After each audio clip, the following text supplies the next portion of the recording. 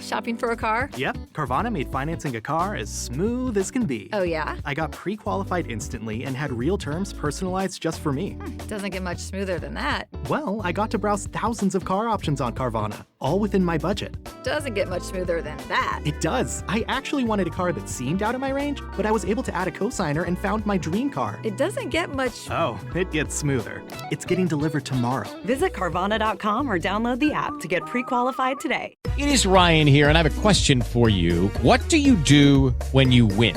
Like, are you a fist pumper, a woohooer, a hand clapper, a high fiver? I kind of like the high five, but if you want to hone in on those winning moves, check out Chumba Casino. At ChumbaCasino.com, choose from hundreds of social casino-style games for your chance to redeem serious cash prizes. There are new game releases weekly, plus free daily bonuses, so don't wait. Start having the most fun ever at ChumbaCasino.com. No purchase necessary. VGW Group. Void where prohibited by law. See terms and conditions. 18+. 2.7 millones de dólares a la economía mundial. Toda vez que existen riesgos. Más del 90% son MIPYMES, que generan 80% de... Dame 20 minutos de tu tiempo y yo a cambio te daré información sobre los temas más relevantes en materia de comercio exterior, fiscal y aduanas con un toque humano. Y hagamos un trueque, un podcast de TLC Magazine México. Pues vamos a ver cómo andamos aquí y vamos a dar principio a este gran trueque del día de hoy.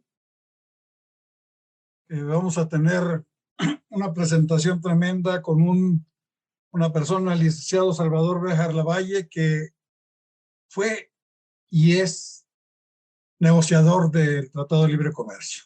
Vamos a tener un trueque de los mecanismos de respuesta rápida en materia laboral. Creo que se está poniendo de moda nuevamente, Salvador.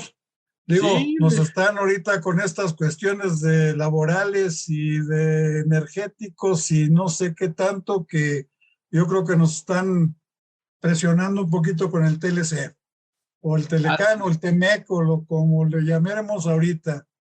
Así pues es, está muy de moda. Un placer y un gusto saludarte. Permíteme hacer una presentación, Isaí, por favor, ¿me permites? Gracias. Licenciado Salvador Béjar Lavalle es experto en Derecho Internacional y Asuntos de Comercio Exterior. Actualmente es director jurídico de la Cámara Nacional de las Industrias Azucarera y Alcoholera y consejero jurídico en la Vicepresidencia de Comercio Exterior del Consejo Nacional Agropecuario. Interesante. Previo a su exposición, a su posición actual, fungió como general para América del Norte en la Secretaría de Economía y jefe de negociador adjunto en las negociaciones del Tratado con México, Estados Unidos y Canadá, el TEMEC. Muy interesante y todo esto, pues una personalidad impresionante. Regresó a México después de 15 años de servicio como consultor jurídico de comercio internacional en la Embajada de México en Washington.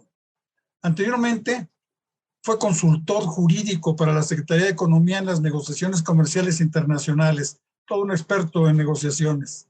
Un abogado entrenado en México, su educación profesional comenzó en México cuando estudió Derecho en la Universidad Latinoamericana, con posgrado en Derecho Corporativo en la Universidad Iberoamericana. Estudios adicionales sobre el sistema jurídico estadounidense en la Universidad de Georgetown. Entre lo más importante, los temas más importantes en lo que se ha enfocado están los de política y estrategia comercial, solución de controversias, propiedad intelectual, compras de gobierno, las investigaciones antidumping y por subsidios, entre otros. Además, representó a México en los mecanismos de solución de controversias inversionista México, estados conforme al capítulo 11 del Telecán y otros acuerdos bilaterales de inversión en México, así como litigios de un estado a otro en el marco del Telecán y la OMC. Profesor en el diplomado Guillermo Aguilar Álvarez en negociaciones comerciales internacionales del Colegio de México y conferencista en foros nacionales e internacionales. Un currículum impresionante y pues un orador de lujo, y tenemos nuestro trueque del día de hoy. Vamos a ver los mecanismos de respuesta rápida en materia laboral.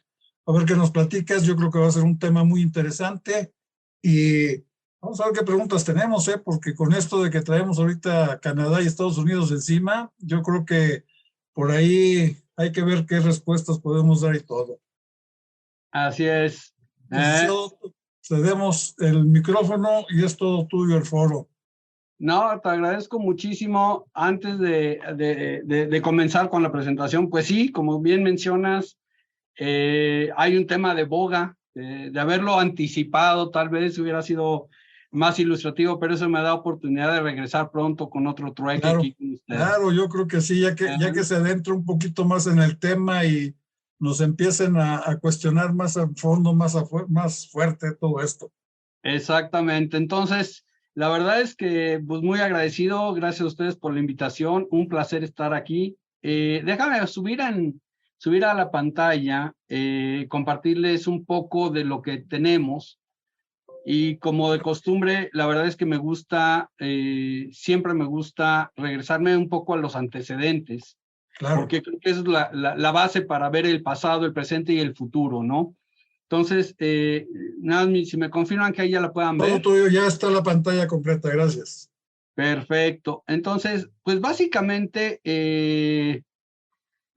me gustaría irme a los antecedentes de dónde viene un mecanismo laboral de respuesta rápida. Yo creo que sí tenemos que regresarnos hasta el 47. O sea, los mecanismos en materia comercial inician en el 47 con el Acuerdo General de Aranceles y Comercio, el famoso GATT, que bueno, lo hemos visto y ahí en el seminario, en el diplomado que tenemos de TLC Magazine y de Trade and Law and Customs, pues ahí está parte de esta historia, ¿no? Entonces, de GATT de 47 nos vamos a dos mecanismos principales. O sea, 93, en los 90 estamos negociando dos acuerdos. El acuerdo de la Ronda Uruguay, que es multipartito, participan un buen número de países, y el Telecan, que pues en su momento era nada más Estados Unidos y Canadá en sus orígenes. Luego México entra en el 92 en la negociación y queda un acuerdo trilateral. Y hoy por hoy, el mecanismo de solución de controversias de la OMC pues es incuestionable, pues ha funcionado como tenía que funcionar. Tiene una adolescencia. Yo creo que aquí es importante reconocer que la estructura de la OMC no previó el problema que hoy tienen de que no hay miembros nombrados y confirmados para el órgano de apelación de la OMC. Y eso le genera un impasse al mecanismo multilateral. Lo que hicieron los países un poco para tratar de solventarlo fue crear este acuerdo provisional de arbitraje de apelación multipartito, y que es el que ha permitido avanzar un poco en las disputas. Por el otro lado, en la vertiente del Telecan, pues México acordó un mecanismo de solución de controversias trilateral que puede resolver disputas entre 2 o 3 partes del tratado. Y bueno, posteriormente pues llegó el TEMEC a consolidar, digamos, este tipo de mecanismos. Ahora, el mecanismo laboral es nuevo, pero el tema laboral no lo es. Y el tema laboral se vio en los 90s cuando se inició la negociación del tratado. Cuando iniciamos el tratado, cuando cerramos la negociación del tratado en el 92, pues llegaron los demócratas con Clinton en la presidencia. Hubo un cambio de presidencia, obviamente, a finales del 92. Y Clinton nos dijo, pues, ¿sabes qué? Está muy bonito el tratado que negociaste con mi antecesor, que es republicano, pero pues yo tengo un Congreso demócrata y yo soy demócrata. Entonces, pues así el tratado como me lo presenta y como me lo heredaron, pues no pasa la prueba. Creo que esto es como un déjà vu de lo que estamos viviendo con sus diferencias. Y Clinton y el Congreso nos exigen a México y, bueno, pues obviamente a Canadá en su momento, firmar 2 acuerdos de cooperación, uno en materia laboral y otro en materia ambiental, que son los famosos paralelos. Estos acuerdos no forman parte del Telecan. Esto es una gran diferencia, yo diría una diferencia fundamental del Telecan del 95, del 94 con el TEMEC de 2020. ¿Por qué? Porque estos 2 acuerdos no forman parte del acuerdo original, son acuerdos independientes, a diferencia del TEMEC que sí los incorpora. Ahora un poquito nada más para entender la estructura del TLC y de estos dos otros acuerdos. Tienen una estructura muy similar. El Tratado de Libre Comercio de América del Norte, el TLCAN, como siempre lo hemos conocido, tiene una comisión administradora, que es la Comisión de Libre Comercio, tiene un secretariado de Libre Comercio y tiene una sección nacional en cada país. El acuerdo ambiental tiene una estructura igual, un secretariado, un consejo de ministros, un secretariado y un mecanismo de consulta pública. Esto no lo tiene el Tratado de Libre Comercio. Y el acuerdo laboral, el paralelo laboral, tiene un esquema similar, pues tiene el acuerdo, el Consejo de Ministros, laborales obviamente, los secretarios de trabajo, un secretariado y las oficinas administrativas nacionales, que son las encargadas de administrar las peticiones o las consultas que llegan a dichas secciones o al tratado. Esto tampoco voy a entrar muy al fondo de esta lámina, simplemente, digo, si no, no vamos a acabar las 500 láminas que traigo, pero nada más para darles una idea, por qué este mecanismo laboral de respuesta rápida cobra relevancia en el TEMEC, pero no estaba en el TLCAN. TLCAN tiene 3 mecanismos de solución de controversias previstos. O sea, capítulo 11, que es el inversionista Estado, capítulo 19, que era pues los famosos paneles de dumping y de subsidios, y las controversias Estado-Estado, las disputas entre estados, de estados soberanos. No me voy a enfocar en los primeros 2, porque la verdad es que no son materia, pero el tercero sí es relevante. El tercero, que es el capítulo 20 del TLCAN, aquel entonces el TLCAN original, y utilizo un poco para ejemplificarles cómo funcionaba un mecanismo. Este es un caso práctico, este es un caso real, en donde el TLCAN, el primer caso que lleva México contra Estados Unidos en materia de comercio transfronterizo de servicios. México demanda a Estados Unidos en el 95, agotamos la primera instancia, que es la celebración de consultas, un poco lo que está sucediendo hoy en el caso de energía. O sea, van a reunir las partes, van a discutir si México está tomando una política congruente con el tratado o no. Aquí nosotros la llevamos con Estados Unidos. No tuvimos un resultado satisfactorio.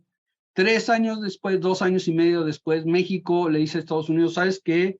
Pues nuestros técnicos no lograron encontrar una solución, no encontraron entenderse. México cree que tiene la razón, ¿ustedes creen que tienen la razón? Vámonos a la siguiente instancia. ¿Cuál es? Que nos reunamos como comisión administradora, como comisión de libre comercio. Participan los secretarios, ahí ya es una instancia más política, aunque lleva todo el bagaje técnico, ¿no? Pero pues ya son los secretarios, ya son los jefes administradores los que se reúnen y lo tratan de resolver. Nosotros en este caso no lo logramos. En septiembre de 98 le dijimos a Estados Unidos, pues la verdad es que los ministros se reunieron, pero no lograron destrabar el tema. Pues, ¿qué crees? Vámonos a la instancia ya litigiosa, ¿no? Ya a la parte, ahora sí que a la demanda y contestación de demanda. Se integró el panel, caso curioso, ahorita vamos a entrar a ese detalle, pero caso curioso, logramos formar el panel arbitral. Nos llevó prácticamente de 98 a 2001 tener una decisión del panel. El panel le da la razón a México. Y a diferencia de la OMC, por eso me gustaba irme a los antecedentes, porque en la OMC no te puedes ir a la sanción inmediata. Tienes que ir a un proceso para imponer sanciones. Tienes que nombrar un árbitro que te diga si lo que estás pidiendo de sanciones es equivalente o te estás excediendo. En el caso del TLCAN, no. En TLCAN, nosotros teníamos ya una decisión del panel en 2001, pero políticamente no se evaluó viable sino hasta 2009 obligar a Estados Unidos a cumplir con esta medida.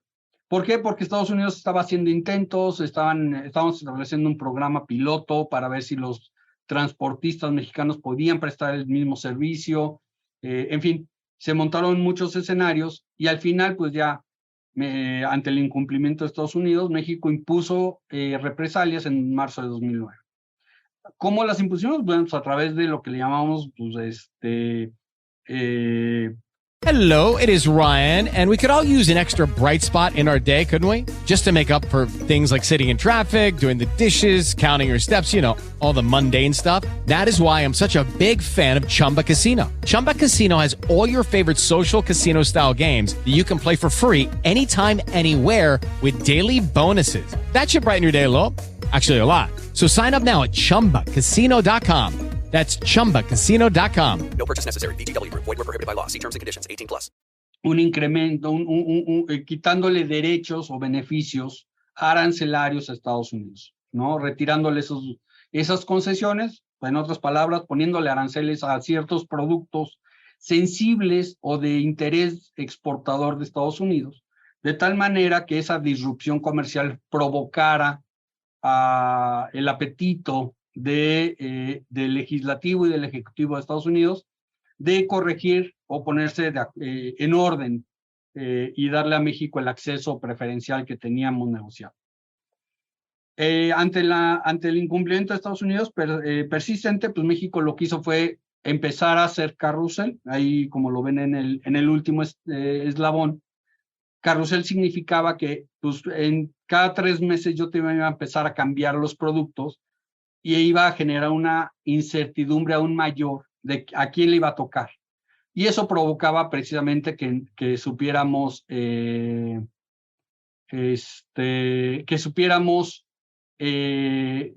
productos, que no supiéramos qué productos iban a estar afectados y que nosotros pudiéramos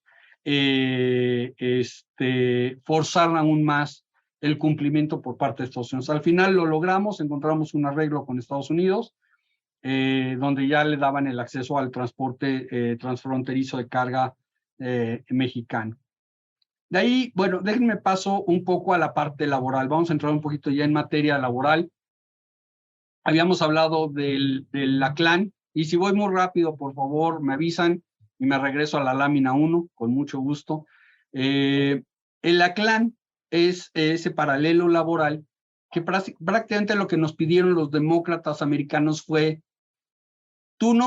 que México no menoscabara los derechos laborales, que no violara la ley laboral mexicana, y además que la ley laboral mexicana contemplara ciertos principios básicos de protección al trabajador, al empleado, ¿no? Que el empleador no utilizara la ventaja competitiva de fuerza laboral, la explotación de trabajadores, trabajo forzoso, trabajo de menores, que violara la libertad sindical de los trabajadores, a cambio de ser más competitivo, de producir más y mejor y tener una competencia, pudiéramos llamarle desleal vis-a-vis Estados Unidos o empresas americanas o empresas canadienses. Entonces, básicamente lo que nos dijo el paralelo laboral fue pues que México mejorara esas condiciones de trabajo. Es un acuerdo de cooperación, el propio título así lo dice, que no violentáramos nuestra legislación laboral y que fuéramos transparentes, no que hubiera esos arreglos tras bambalinas que siempre nos estaban acusando. Ahora, ¿cuáles eran esos principios? Bueno, los 8 o 10 principios que vemos aquí, que están basados, todos estos principios, libertad de asociación, negociación colectiva, el derecho a la huelga, el trabajo forzoso, trabajo de menores, prohibición de trabajo de menores, por cierto, condiciones mínimas, pues, que es una jornada de trabajo limitada, un salario igual a, salario mínimo, un pago de tiempo, que no hubiera discriminación, todo este tema de género que hoy está y que está muy, muy boyante, ya se preveía desde esas fechas. Salario igual, el principio de salario igual por trabajo igual, seguridad social y pues obviamente el tema de jornaleros o trabajadores migratorios, ¿no? Todos estos principios estaban previstos desde el 94 con el propio ACLAN. Ahora, ¿a qué llegamos? Bueno, pues precisamente todos estos están consagrados en convenios de la Organización Internacional del Trabajo. Estos son convenios fundamentales de la OIT, como el de trabajo forzoso, libertad sindical, derecho a la libertad, a la sindicación, a la negociación colectiva, igualdad de remuneración. Si se fijan, esto es podríamos decir que es una copia de los principios previstos, claro, porque cada uno de esos principios tutelados por el acuerdo laboral precisamente tenían una base en los convenios de la OIT. Ahora, ¿cómo funcionaba? O sea, este mecanismo que hablamos de solución de controversias no es nuevo. Al final del día, en el acuerdo laboral había un mecanismo no tan eficiente, no tan sofisticado, no tan complejo tal vez, pero sí lo existía. Y era básicamente, iniciaba con una consulta pública, una comunicación pública, perdón. Aquí pues había una persona, un grupo de personas, un sindicato, una organización internacional que presentaba una comunicación y decía, oye, pues yo sé que en este sector o en esta empresa hay un tema de discriminación, vamos a poner el ejemplo. Se acercaba la Oficina Administrativa Nacional que recibía la queja con la Oficina Nacional del demandado, digamos, y empezaba un proceso de consultas, revisábamos el expediente, veíamos si había, se citaba a la empresa, etcétera. Se llamaba la comisión revisaba el expediente y decía, oye, pues sí, ya hablamos con la empresa, no lo hay, sí lo hay. Y si era necesario, se nombraba un experto, un grupo de expertos que lo podían revisar. Y al final, pues ya había un panel arbitral que que resolvía si había una violación a los principios fundamentales laborales.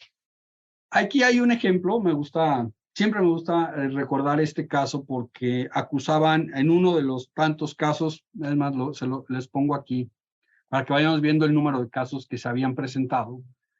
En uno de estos casos, por ahí del 98, a México lo acusan de que en la maquila, en el sector maquila, en el norte del país, en Tijuana, México estaba provocando una discriminación entre hombres y mujeres, porque se estaba exigiendo una prueba de orina.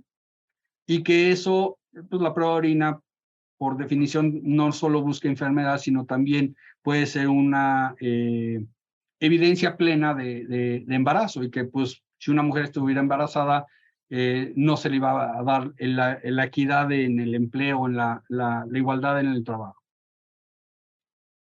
Nosotros, en ese caso me tocó trabajar a mí. Hicimos la investigación y logramos demostrar ante la comisión que en el sector maquila, número uno, había más mujeres que hombres.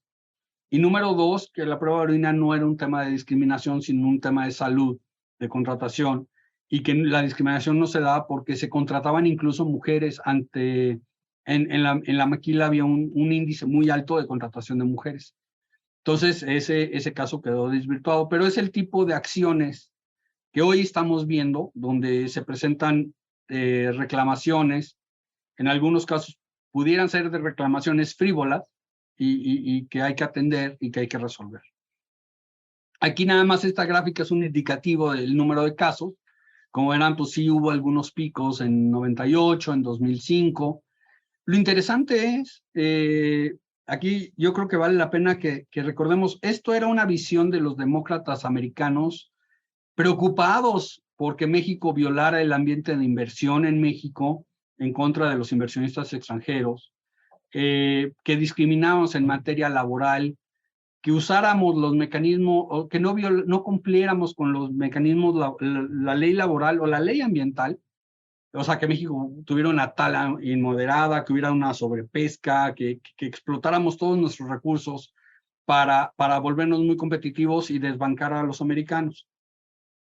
Pero esta gráfica, y podemos ver la gráfica de los capítulos 19, que son los de dumping y subsidios, o los capítulos 20, que son los de Estado-Estado, o los 11, que son los inversionista-Estado. Y podemos ver que no es una imposición que solo se aplique a México. O sea, como pueden ver en la gráfica, el azul es Estados Unidos, el verde es México, y el rojo es Canadá. Bueno, sorpresa. Canadá solo tuvo casos en 98, pero hubo casos de México, hubo varios casos en México, pero también hubo muchos casos contra Estados Unidos.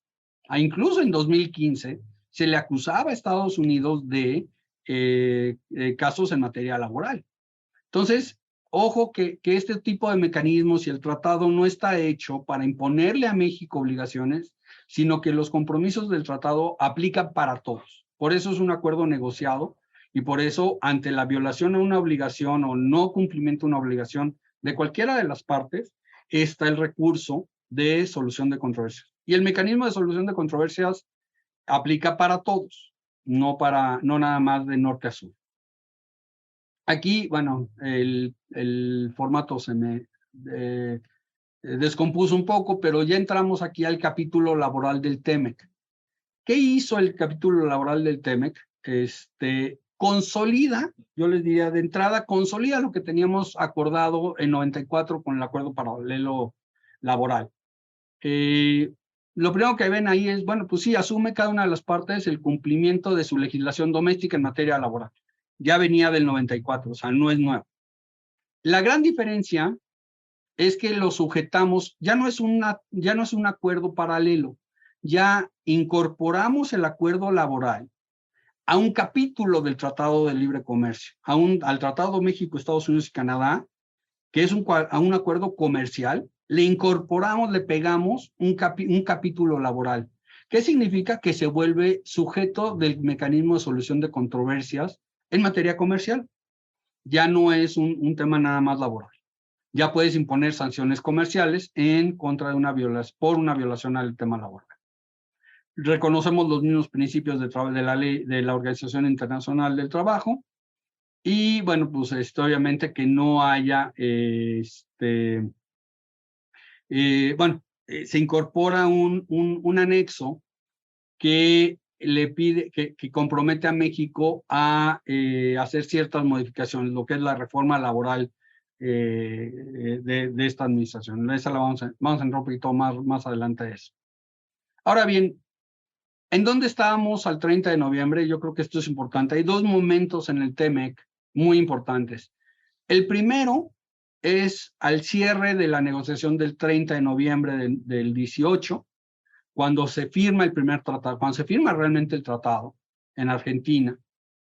Y el segundo momento es en julio, diciembre del 19, pero vamos a entrar a eso un poquito más adelante. ¿Qué pasa al 30 de noviembre? ¿Cuál era la situación de los mecanismos de solución de controversias?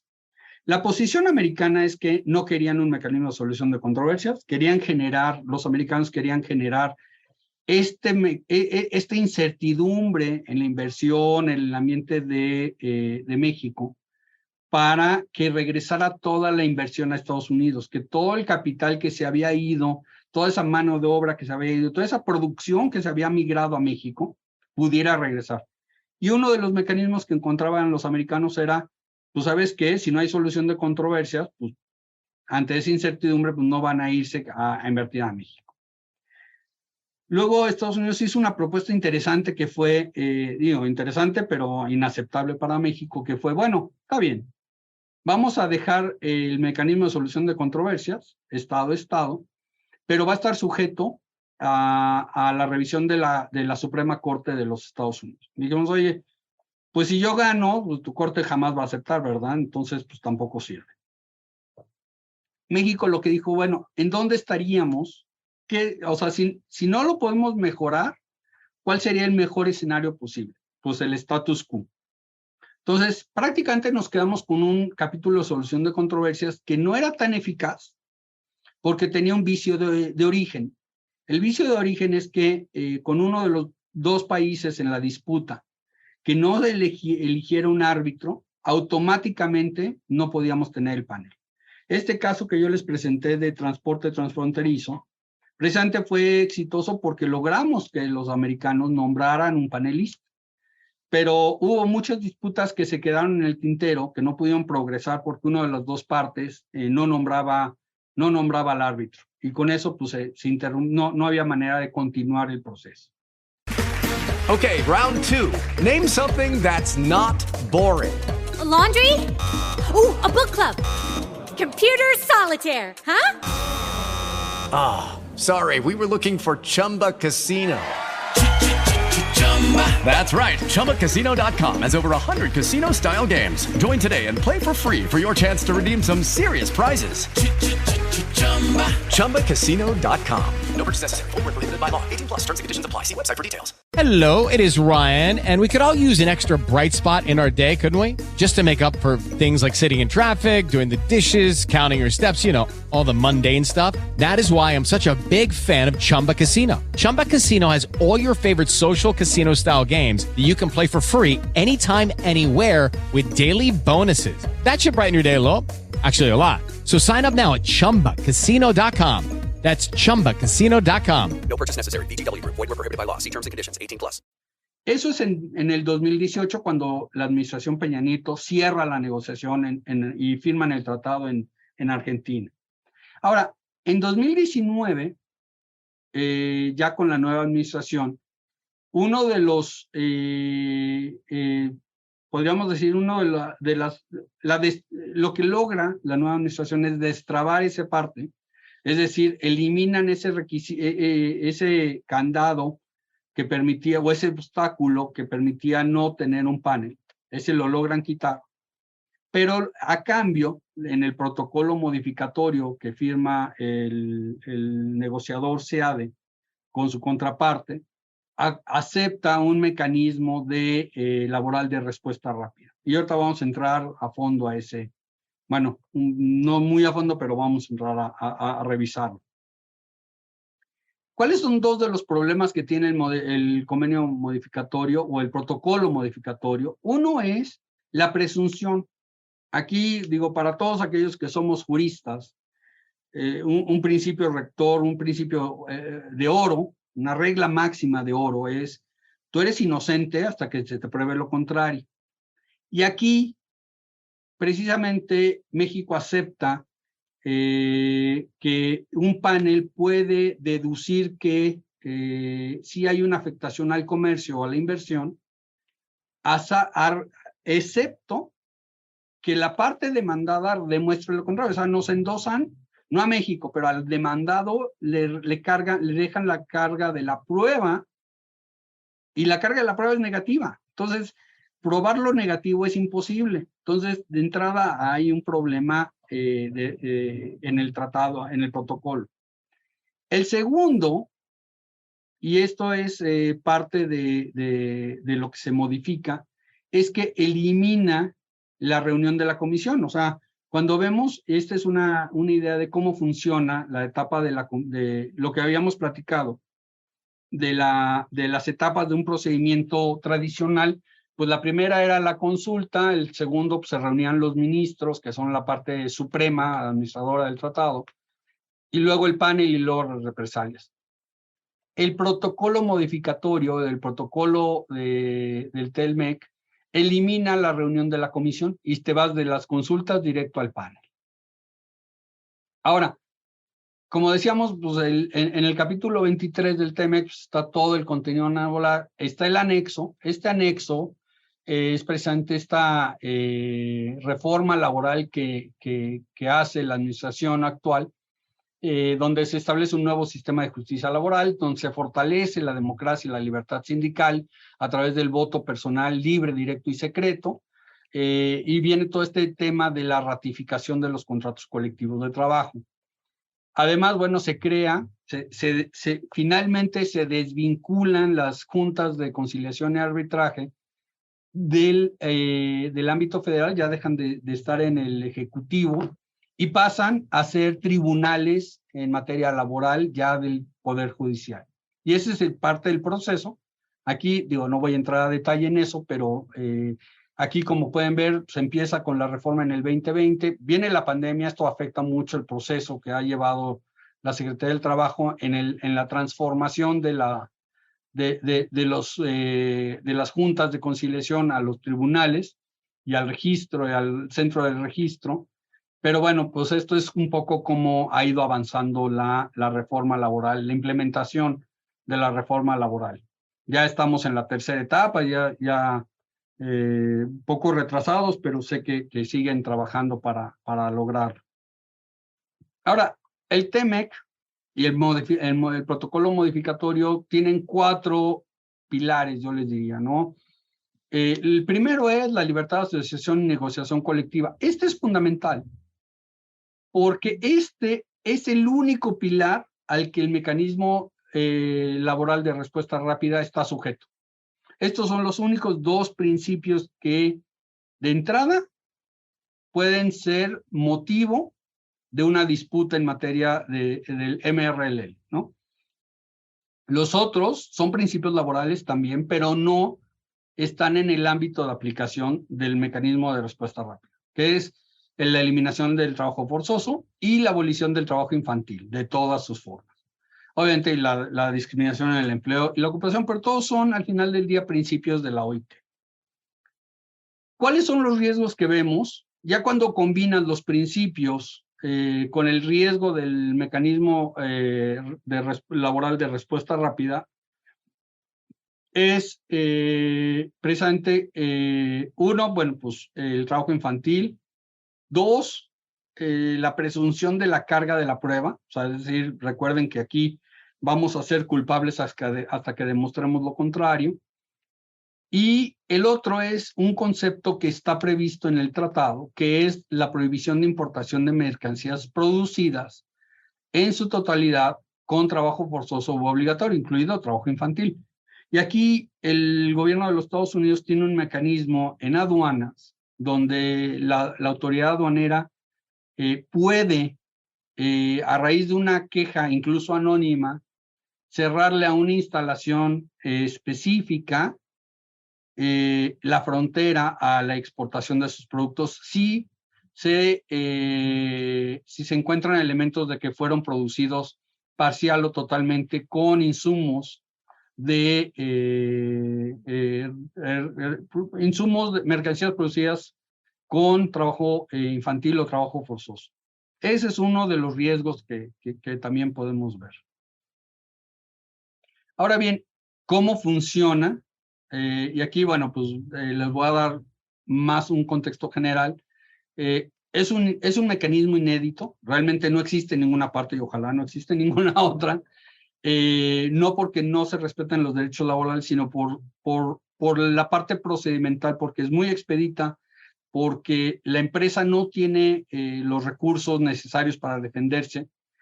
Procedimental o legalmente hablando tiene algunos cuestionamientos importantes, como el tema de la carga de la prueba, como el tema de que se puedan utilizar documentos anónimos o quejas anónimas y que no sepas quién te acusó, etcétera. Solo aplica, como lo habíamos dicho, en el derecho a asociación y negociación colectiva. Un dato interesante es que la sanción, si llegáramos a la etapa final, donde hay una sanción arancelaria a la empresa, al exportador, no es sobre el exportador per se, sino sobre la empresa, la instalación cubierta. O sea, ahorita vamos a ver varios casos que hay, pero vamos a agarrar el primero que hubo, que es General Motors. La disputa fue en la planta de Silao por la disputa en el contrato colectivo. No todos los coches de General Motors de exportación están sujetos a una sanción. Los de Silao, los que se producían en Silao y salían de Silao, son los que estarían sujetos, ¿sí? Ahora, en el punto 4, este es importante, en principio solo aplica el mecanismo de respuesta rápida a libertad de asociación y negociación colectiva, pero se puede expandir a otros principios. Este se puede utilizar en otros principios si se demuestra que hubo una violación a través de un procedimiento tradicional de arbitraje. Y bueno, hay una válvula de escape que es si hay muchos mecanismos, si se utiliza mucho este mecanismo y se utiliza de manera frívola, la contraparte puede acusar de abuso, de mala fe, de uso de mala fe del mecanismo y frenar el uso del mismo, ¿sí? Eso, aquí vamos a ver lo que dice un poco el contexto del artículo 31, del anexo 31, que te dice, el mecanismo laboral de respuesta rápida aplica cuando una parte considere de buena fe que los trabajadores de una instalación cubierta, por eso no aplica ni a un sector ni a la empresa en general, sino a una planta productiva, que a estos trabajadores se les ha negado el derecho a la libre asociación y negociación colectiva. Ahí están los únicos dos principios consagrados. Conforme a las leyes, pues las leyes mexicanas en este caso, y conforme a los principios de este tratado, ¿sí? Que son los principios laborales de la OIT que hemos revisado. Ahora bien, esto, digo, no me voy a tomar más tiempo en esto, es simplemente cómo se lleva a cabo la primera, si hay una disputa entre dos. Esto es en el mecanismo tradicional, no en el mecanismo laboral de respuesta rápida. Cómo se eligen. Esto es lo que resuelve el protocolo, que es la fluidez entre una disputa y la integración de un panel. Cuando se da entre dos partes, o sea, cuando se da entre dos de los países, hay un mecanismo. Cuando se da entre tres, hay un mecanismo diferente. Pero bueno, en esta parte no me voy a detener mucho. Este es el mecanismo de respuesta rápida.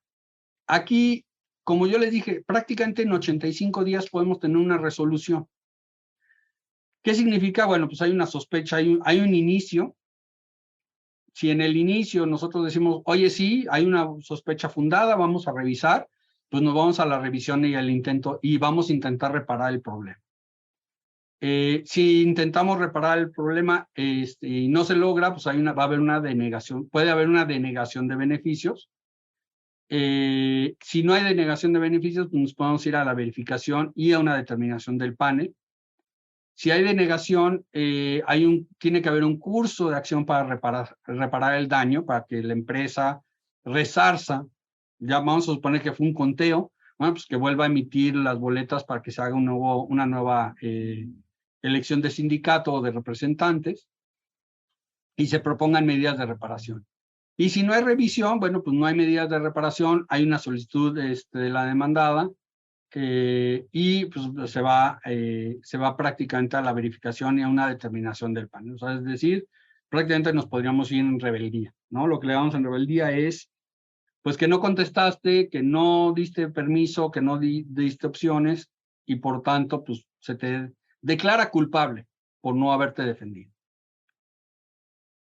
¿Cuáles son los casos que hoy se han presentado? Y los puse en orden cronológico un poco para que veamos los tiempos.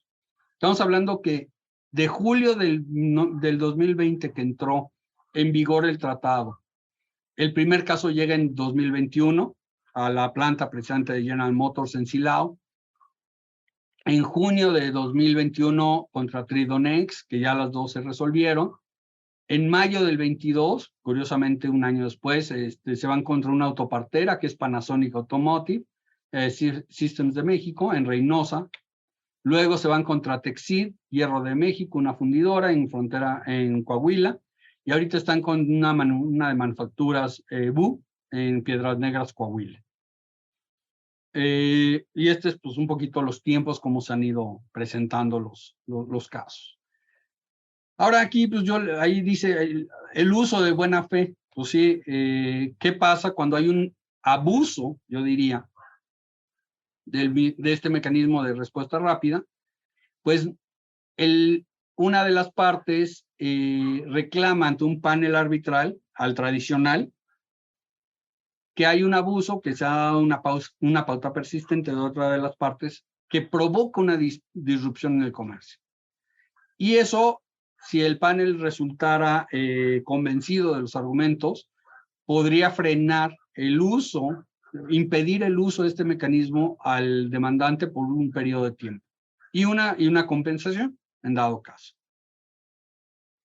Ahora, cuando hablábamos de expandir los dos principios consagrados en el mecanismo o tutelados por el mecanismo laboral de respuesta rápida, yo les decía, eso es en principio, o sea, eso es lo que hoy por hoy el protocolo prevé. Sin embargo, tú puedes llevar una disputa, un caso tradicional, un procedimiento tradicional por ejemplo, por una cuestión de violencia contra los trabajadores. Vamos a suponer que Estados Unidos lleva a México a un caso de violencia contra los trabajadores, un caso general, suponiendo el caso del sindicato de Telmex, ¿no? Que hubiera violencia contra los trabajadores o algo así. Y resultara cierto que hubo una violencia a los trabajadores, que es un principio tutelado por el capítulo 23, el capítulo laboral, que gana Estados Unidos el panel. Esto es un caso hipotético, obviamente. A partir de esa decisión del panel, Estados Unidos tendría derecho a utilizar el mecanismo laboral de respuesta rápida hasta por 2 años o hasta la conclusión de la revisión del TMEC, que hay una cláusula de revisión sexenal en el tratado, por los casos de violencia contra trabajadores. Entonces, eso es cuando hablamos de la expansión. En ese caso es cuando hablamos de la expansión de reclamaciones y del uso del mecanismo rápido laboral de respuesta rápida en esta materia. Ahora, esto, siendo transparentes, Estados Unidos ha puesto mucho énfasis en el tema laboral, ha invertido recursos, yo les diría humanos, materiales, para la observancia y la vigilancia de los temas.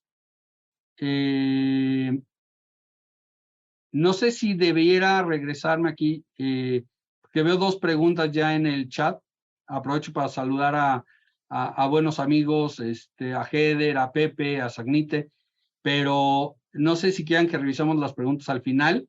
Yo creo que ya no me tardo más de 1 hora y media. ¿O las vemos de una vez? Yo creo que las vemos al final, Salvador.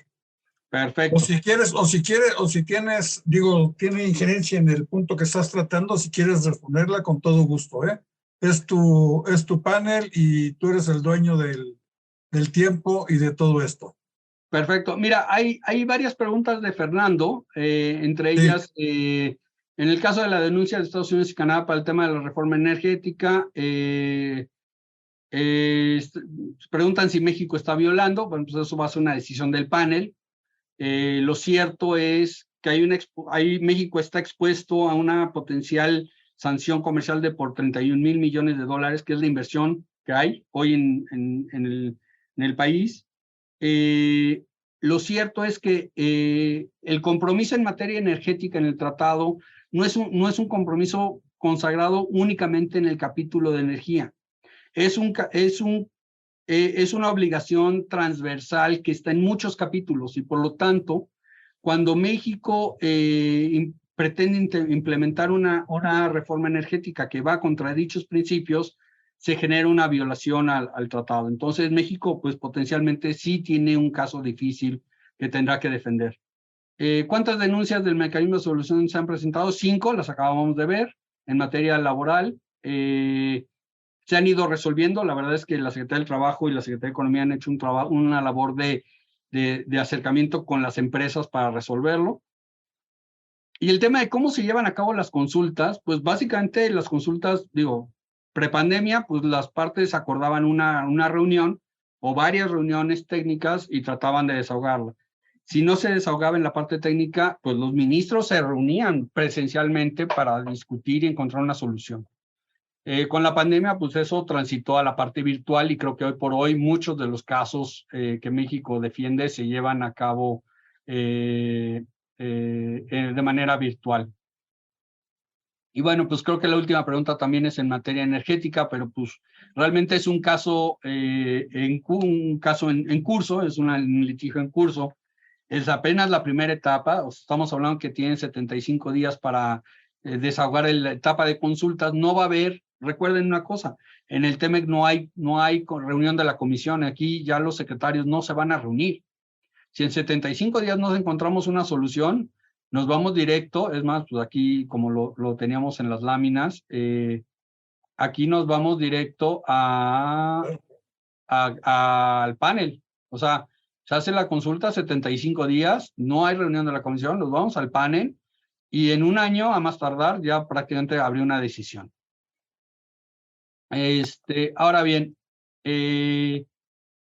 lo que yo les decía de la estructura de Estados Unidos, lo que ha hecho Estados Unidos para vigilar y para tener esta observancia de los compromisos laborales en México, del cumplimiento de los compromisos laborales en México, ha creado 3 grandes, yo le diría, cuerpos colegiados, ¿no? El primero es un task force, es un grupo de trabajo de la administración. Participan desde aduanas, Departamento de Trabajo, Departamento de Comercio, obviamente la Oficina del Representante Comercial, o sea, un organismo colegiado multisecretarial o multidepartamental, interdepartamental, yo diría más bien, de Estados Unidos, para revisar cómo va México implementando la reforma laboral. El segundo es un organismo, es otro cuerpo colegiado donde participa el Congreso, hay congresistas designados y representantes del gobierno de los Estados Unidos que revisan cómo están dando cumplimiento. Y el tercero es todo el cuerpo diplomático que asignó Estados Unidos para reforzar la oficina laboral en México, en su embajada, y poder estar supervisando o revisando lo que está haciendo México y las empresas para cumplir con sus compromisos. Ahora, ¿cómo es la estructura de Estados Unidos? Bueno, pues, un poco lo que yo les decía. Este es el cuerpo interdepartamental de los Estados Unidos. El chairman o el presidente, el líder de este grupo interdepartamental es el Departamento de Seguridad Nacional, pero participa el Departamento de Justicia, que viene a ser como el procurador, el fiscal general, en el caso de México.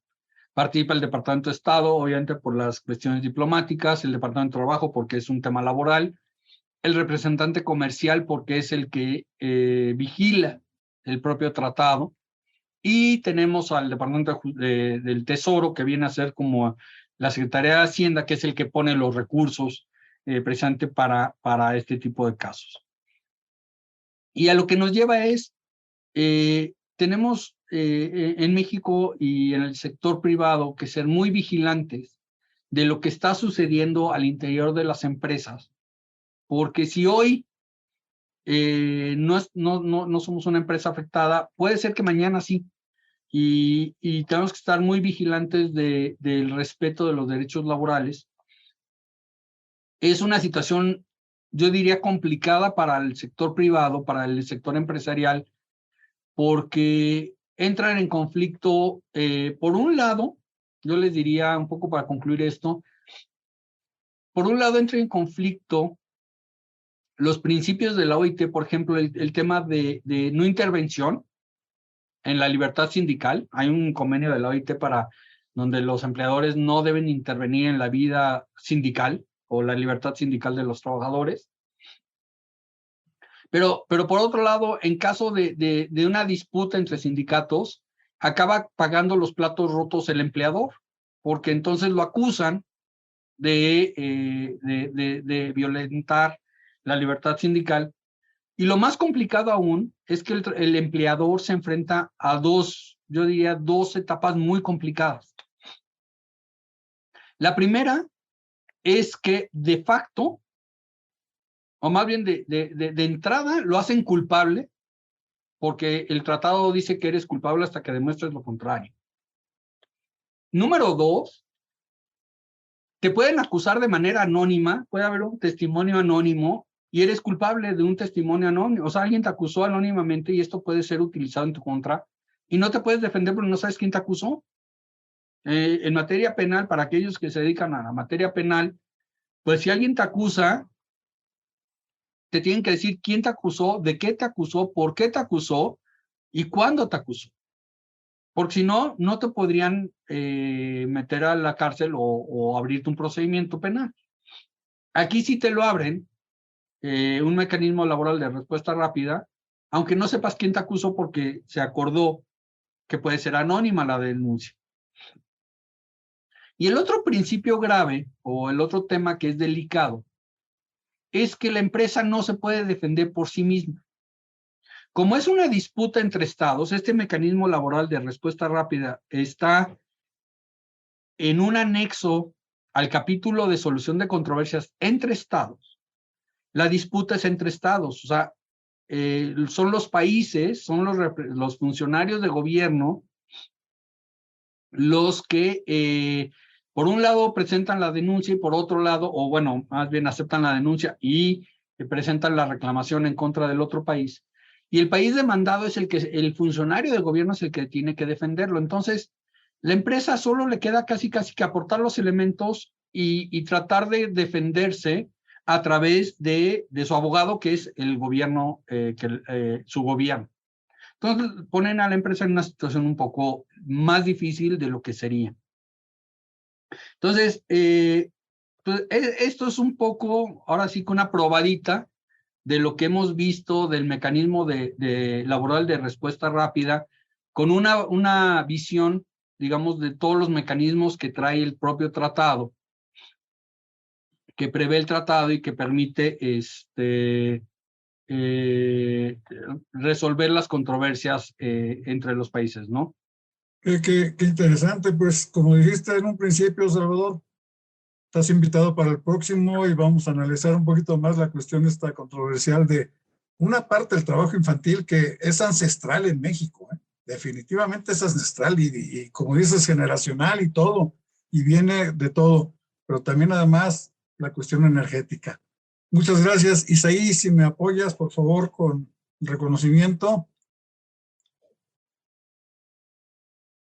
Y pues, de parte de Trade and Law College, Trade and Law Custom, Magazine México, Magazine de Trade and Law, pues otorgamos el presente reconocimiento en Hagamos un Trueque al licenciado Salvador Béjar Lavalle por hacer un trueque en la plática virtual con el tema Los mecanismos de respuesta rápida en materia laboral. Este día 25 de julio del 2022, firma nuestro fundador, CEO, director, presidente y todo lo que tú quieras, el doctor Octavio de la Torre de Estéfano, y la maestra Daniela Martínez, nuestra directora general de TLC Magazine México. Muchas gracias, te lo debemos llevar por vía virtual, por correo a tu TV. Y Salvador, muchas gracias por este trueque y felicidades. Fue algo muy, muy instructivo, nos llegó. Yo creo que nos vamos a ver en el siguiente para ver qué es lo que pasa con lo demás. Hemos llegado al final del trueque de hoy. Muchas gracias por acompañarnos. Esto fue Hagamos un Trueque vía Zoom, un evento de TLC Magazine México. Si te gustó esta plática, no olvides compartir cada evento con tus contactos, para que así continuemos esparciendo conocimiento y nos mantengamos actualizados.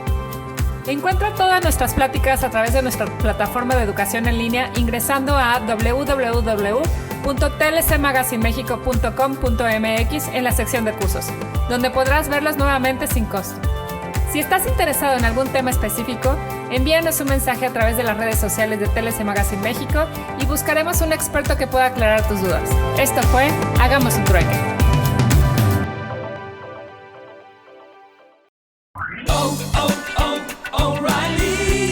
Es el mes de la batería Superstart en O'Reilly Auto Parts. Recibe hasta $25 en una tarjeta de regalo después del reembolso al comprar una batería seleccionada Superstart. Podemos probar tu batería gratis y si necesitas una nueva, te ayudamos a encontrar la batería correcta. Superstart, solo en O'Reilly Auto Parts. O'Reilly Auto Parts. Entre mañana vamos a jugar para mantener el arco en cero. y Hoy venimos a ganar por goleada. Hay un colchón de Mattress Firm y por eso te levantas más optimista. Obtén ofertas increíbles ahora mismo en la venta y liquidación anual de Mattress Firm. Ahorra hasta 60% en Sealy y obtén una base ajustable gratis, con entrega gratis y rápida. ¡Vamos, equipo! No te la pierdas. Mattress Firm. Se aplican restricciones. Ver tienda para más detalles.